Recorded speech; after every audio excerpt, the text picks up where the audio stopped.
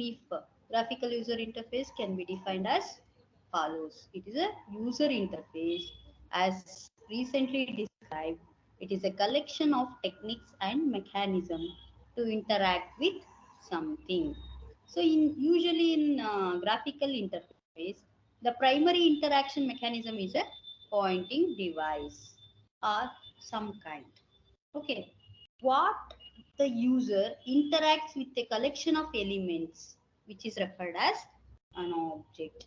So they can be seen, or they can be heard, or touched, or we can perceive it. Okay, so objects are always visible to the user and are used to perform the task. So they are interacted with as an entity independent of all other objects. So people can perform operation on that objects, that we are going to call it as actions on that object. So the operation which includes accessing and modifying the objects by pointing, selecting and manipulating. Okay. Now we'll move on to the popularity of graphics. So graphics revolutionized design and the user interfaces, which assumes three-dimensional look, whereas if you go with the text-based system, which assumes only one-dimensional look. So information can appear or disappear through the floating windows, and the navigation and the command can be done through menu, pull downs or screen control, like that. Increased computer power and the vast improvement in the display, which enables the user actions to be reacted to quickly, dynamically and meaningfully. Okay. If a proper used graphics can reduce the mental and perceptual load and increases the information transfer between the men and the machine because of the visual comparison and the simplification of perception of the structure. Now we can have interaction styles. What do you mean by interaction styles? Means which is a method by which the user and the computer system can communicate with each other. In that we have command line, menu selections, form fill in, direct manipulation, anthrophonics, all those things are there. So according to syllabus, we will see. So this is an example of command line we are used in the MS-DOS prompt, and menu selections, and this is a form like Google form fill in, and we have a concept called as direct manipulation. So the term direct manipulation, which is used to describe this style of interaction of graphical systems, which was first used, and he has used in the name as direct manipulation system with the following characteristics, which exhibits the following characteristics. The first characteristics is the system is portrayed as an extension of real world. Means a person is allowed to work in a familiar environment or in a familiar way, focusing on data, not on the application and the tools. Okay, so the physical organization of the system, which most often is unfamiliar, is hidden from the view, is not a distraction. Second characteristics is continuous visibility of objects and the actions. So objects are continuously visible.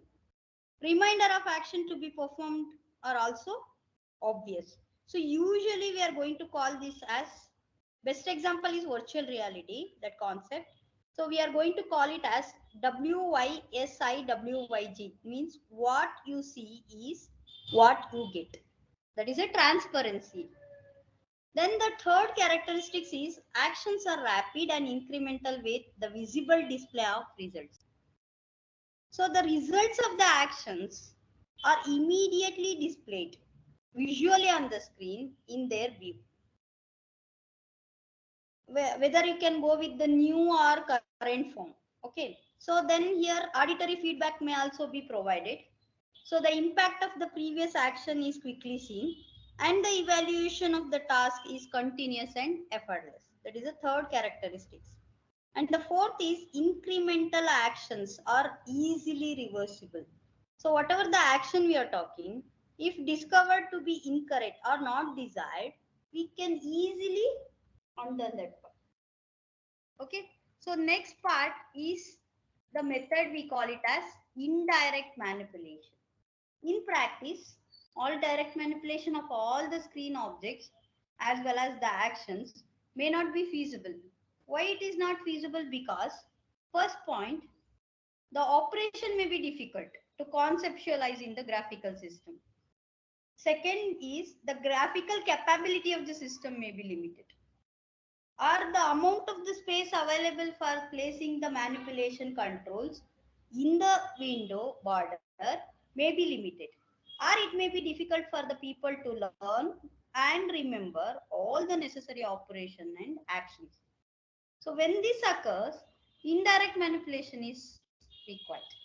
So it substitutes words and the text such as pull down or pop up menus, or we can go with the symbols and substitute typing for the pointings.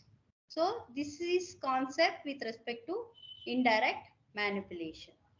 Next, we will address some of the advantages of graphical system. Okay, the advantages are the symbols, whatever we are going to recognize the symbols faster than the text.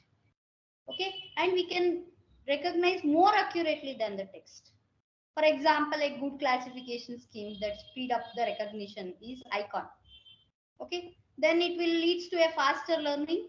So graphical or pictorial representation aids learning and symbols can easily be learned, and faster use and problem solving, and it is very easier to remembering, and it is more natural. We have fewer errors, so reversibility of action is possible, since which will reduce the error rate, because it always possible to undo the last step. Then we have increased feeling of control as well as immediate feedback. So the result of the action, further user goal can be seen immediately. And predictable system response is one more advantage. So next is more attractive, which consumes less space, as well as replace some of the national languages by making use of text, easily augmented with the text displays. So with graphical design limitation exists, direct manipulation can be easily augmented with the text display, and the low typing requirement. So these are some of the advantages with respect to the graphical user interface.